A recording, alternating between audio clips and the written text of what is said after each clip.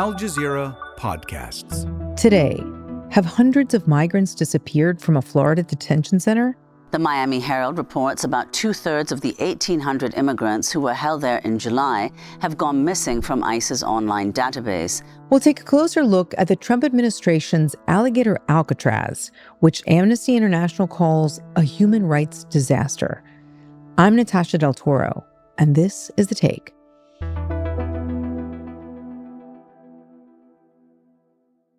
Hi, before we continue with today's show, remember to leave us a comment and let us know what you think about today's episode and what kind of stories you'd like us to do next. And if you're on the podcast app, leave us a review and let us know where you're listening from. Please give us a 5-star rating. It helps the show. My name is Tomas Kennedy. I live in Miami, Florida. I currently work with the Florida Immigrant Coalition as a policy analyst. Yes, and I actually know you from our days in Miami together. So it's great to have you on to talk about this issue. Before we dive in to the news about the missing detainees, which is the sort of latest news about so-called Alligator Alcatraz, why don't we take a step back? You know, as we know, U.S. President Donald Trump has promised to launch the largest deportation program in history, aiming to remove about 11 million undocumented immigrants. Now, one of the biggest obstacles to this plan is simply space. There's just not enough detention centers to handle that many people, right? And this is where so-called Alligator Alcatraz comes in. So let's pick it up right there, Tomas. Maybe you could start out by telling people who are less familiar, what exactly is Alligator Alcatraz and how does it fit into the administration's deportation plan? You know, 2.5, 3 months ago, the Attorney General of Florida announced via a Twitter or X video that they were going to commandeer a semi-abandoned runway in Collier County in the Big Cypress Natural Preserve to build an immigration detention facility. Alligator Alcatraz, again, sits in the Big Cypress Natural Preserve, which is very ecologically vulnerable land. It's adjacent to the Miccosukee Tribe Reservation. So why did they pick perhaps the most complicated and inappropriate place to build a detention facility of this sort? Because they looked at the terrain and said, oh, there's a runway there. We can use this runway to execute deportations without, stopping to think twice that deportations are highly complex. So Florida just said, oh, cool, runway, we'll do deportations out of there. I just want to add that there's no infrastructure there. There's no running water. There's no plumbing. There's no electricity. There's no buildings. Alligator Alcatraz is all run by generators. They have to bring in all the water. The redundant systems for the generators are more generators. There's the cages in which they hold these immigrants, 32 people per cage, are intense. This is a place that is truly not built to have a facility, a detention camp of this scale. Let's talk about who the actual people that they are bringing to Alligator Alcatraz. Who's being detained there? Well, according to the state of Florida, the governor, it's all criminals. And everybody there has a final order of removal, meaning a deportation order. That is just a bold-faced lie. That is just not true equivocally. And we know that because, for example, they've detained a DACA recipient, right? It's deferred action for childhood arrivals, which, they have immigration protections that were granted during the Obama administration via an executive action. They've detained a minor. And they're not supposed to detain minors. So they held a 15-year-old there for about half a week, and they had to release him, and he didn't have an order of removal. They've held a Mexican tourist that was here vacationing with his brother. It created a huge diplomatic incident with Mexico, and he was involuntarily deported back to that country. He also didn't have an order of removal. And, the Miami Herald has gotten numerous, I think 2 lists of detainees with specific names, and they've been able to cross-reference names to see that the vast majority of people there don't have order of removals or even a criminal record aside from, the civil infraction of being in the country without authorization. And Tomas, there's another very troubling piece of reporting that comes from the Miami Herald, which found that 800 out of 1,800 men that are being held there are seemingly missing from Immigration and Customs online database, from ICE's database. What exactly does it mean that they can't be found in this system? I mean, are their families and legal representation able to find them? So this is a completely state-run immigration detention facility. Now, that means that there's no communication between DHS, the Department of Homeland Security, and the state of Florida, specifically the Florida Department of Emergency Management, when conducting this immigration detention. And that's why they don't show up in any sort of public database that usually one would relate to, an immigration detention facility. So what does this mean in practice? ICE has in their website something called an ICE locator tool. You can use this tool to locate your loved one if they have the misfortune to be detained in one of these facilities. And it's not super reliable, but generally someone will pop up, right? In Alligator Alcatraz, this really doesn't happen. People just don't show up at all. And, I call it an administrative disappearance. The family members can get in touch with their loved ones sometimes through the phones at Alligator Alcatraz, but that's unreliable. For example, when they're in the medical ward, there's no phones there. And what happens is, because of this administrative lack of transparency, people are, for example, deported before having access to a bond hearing. Sometimes they have scheduled bond hearings, and they're deported before these scheduled bond hearings. We've heard of very serious medical incidents of cardiac arrests, incidents of people having to have surgeries, for example, for hemorrhoids. I mean, we've documented dozens of ambulances going in and out. We have the videos. The family members, when they call the hospitals and they know that they send people to Kendall Hospital, the hospital refuses to acknowledge that these individuals were ever there. No, so you're saying that these people are basically lost in the system, is what you're telling me. They've kind of fallen off the grid, right? I mean, there are families that have had trouble tracking down their loved ones, from what I understand. I mean, one family from Venezuela lives in the country of Venezuela. Their loved one was detained at Alligator Alcatraz, and he basically collapsed due to a cardiac incident. He was transferred over to a hospital, and the family lost complete contact with this individual. And again, they don't show up in any database, and the hospital refused to acknowledge that this individual was ever sent there. So the family actually thought that this individual died for like a week, Wow. like several days. I mean, like the sister was crying they were distraught. They genuinely thought that that her brother had died. I think it's important that people understand that what we're seeing in Florida develop is a new model of immigration detention and how facilities are run.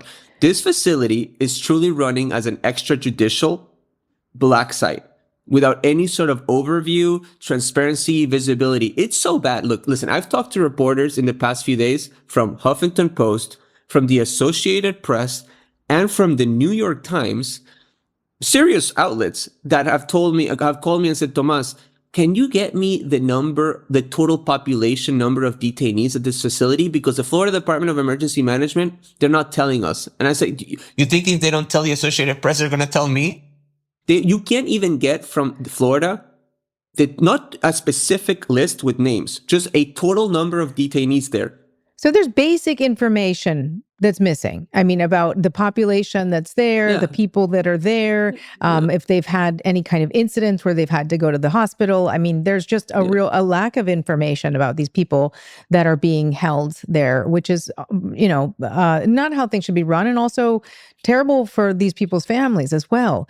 And Well, Tomas, sorry, not just for their families, terrible for the individuals and their due process, right? I mean, there's currently another lawsuit by the ACLU and other legal service providers related to access to their clients, meaning the detainees, because they can't get inside there. They can't meet with their clients.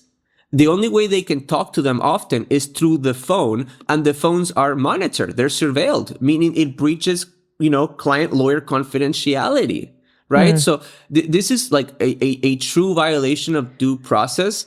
Now, I live in Florida. I'm based here. And I remember when I started hearing about Alligator Alcatraz, it had already gone up. I mean, this thing happened so fast, this kind of makeshift facility, which always raises a lot of questions when something is being pushed through that quickly. What business does Florida have in operating a federal immigration detention center? Who are the people that built it? The governor of Florida, Ron DeSantis, used an emergency proclamation that he signed in January of 2023, over 2.5 years ago, to basically seize the land, this abandoned airstrip from Miami-Dade County, to stand up to build Alligator Alcatraz, right? So through this emergency proclamation that gives the governor sort of these extra executive, extrajudicial powers out of the norm, he can disperse contracts using public funds without competitive processes, meaning no bid contracts. And then the agency that he chose to administer the site, to oversee it, is peculiar as well. It's the Florida Department of Emergency Management. Usually they're, you think of them as preparing to, for the occasion of a hurricane impacting Florida, but now they're in the immigration detention business. The Florida Department of Emergency Management has a very, very vast list of pre-approved vendors, contractors, and we have seen a certain element of quid pro quo in the awarding of these contracts. For example, and this has happened numerous times, a Texas-based company gave the Republican Party of Florida a $10,000 donation on the campaign side. Within 2 hours, they had gotten a contract of over $2.1 million to operate inside Alligator Alcatraz. And by the end of that week, I think 4 or 5 days later, they had gotten 2 more contracts. This happens over and over again. Like, a lot of people are going to walk away having made literally hundreds of millions of dollars, and us, the Florida taxpayers, are paying for it. After the break, more with Tomas. Up to 100,000 children go missing in China every year, a number that links back to the 1970s and the one-child policy. This story is about one of those children and the mother who spent decades searching for him. What's happening to China's children? Hear the full story on True Crime Reports.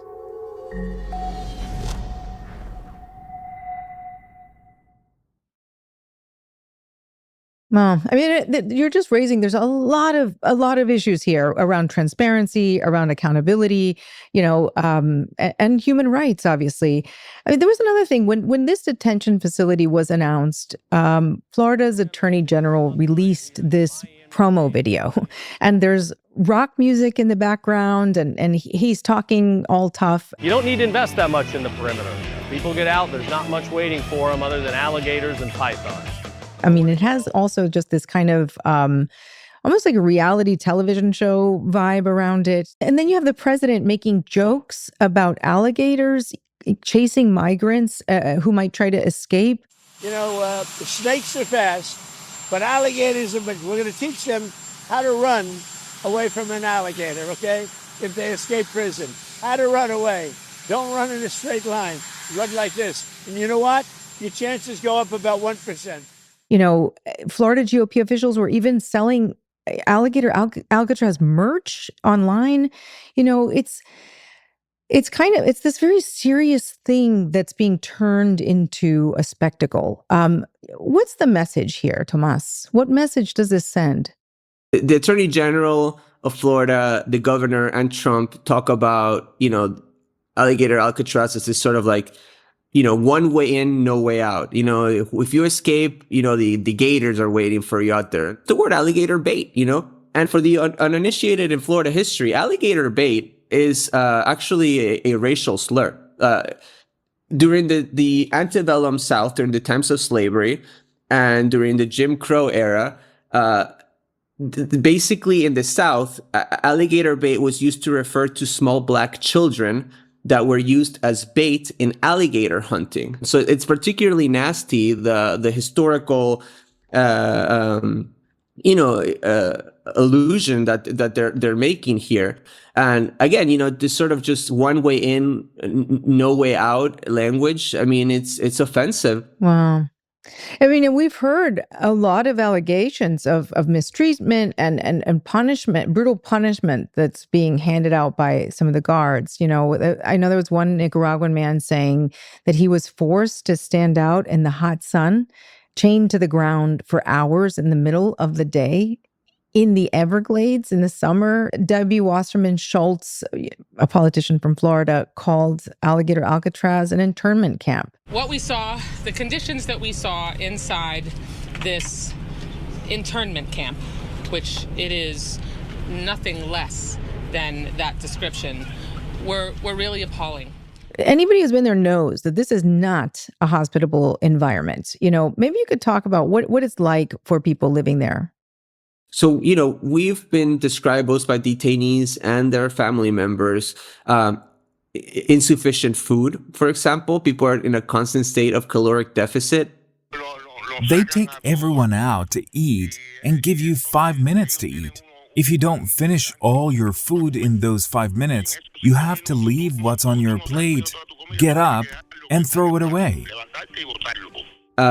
Sometimes the food that they're served is rancid. They've described sometimes even having maggots inside.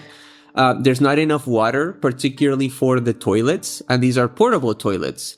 So, what happens when a toilet doesn't have water? It loses pressure, and when it doesn't have pressure, you can't flush it. So detainees have told us numerous times that they've had to clean the toilet of fecal matter with their bare hands to reuse it.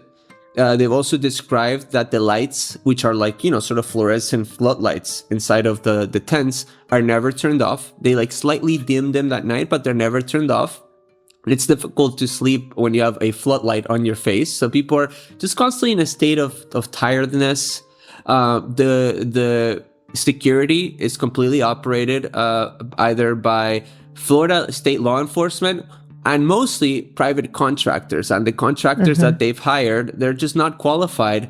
And they have used racial slurs against them, homophobic slurs. We've heard of cases of beatings that have happened. And, because this is in swampland, there's constant flooding and water intrusion into the tents when it rains. And that drags not just water, but bugs and mosquitoes and insects. And there's actually footage of the first day it opened when Trump was there with DeSantis and reporters were allowed there for one of the few times that they were allowed there. The place flooded and they got it on video, and it floods constantly. And I should mention that we did reach out to the Florida Division of Emergency Management to ask them about the allegations of mistreatment at Alligator Alcatraz. And they said that these allegations are false. That, quote, no guards are mistreating detainees. Officers are highly trained and follow all federal and state detention protocols. Florida Governor Ron DeSantis has already said that he wants to build more of these state-run facilities in Florida, announcing something called, quote, deportation depot to be opened up in Sanderson, Florida. And the Department of Homeland Security announced something called the Speedway Slammer last month, which would be an immigration detention center run by the state of Indiana. I don't know why they always have to come up with these cute names, with alliteration. But what worries you as more of these facilities start to pop up around the country? Yeah, and They have also announced a new detention facility in Florida, in Pensacola. They haven't nailed down the specific location. It's called Panhandle Pokey. And Pokey, for those that don't know, is a old school term for a jail. But what worries me is the proliferation, the expansion of this new model of detention facilities that are completely state-run, without any sort of federal legal agreements, where, data, like there's not even the semblance of a public database, where due process is just completely denied to individuals that are really operating as black sites, right? They're taking a system that is already so terrible, the immigration detention system, and making it somehow even worse. That really worries me and frankly scares me. There's about a fifth of the population, or 5 million people in Florida, who are immigrants. They make up nearly 28% of the state's job workforce.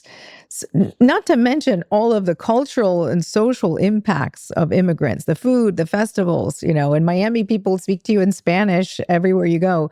Why are state officials doing this here? I guess...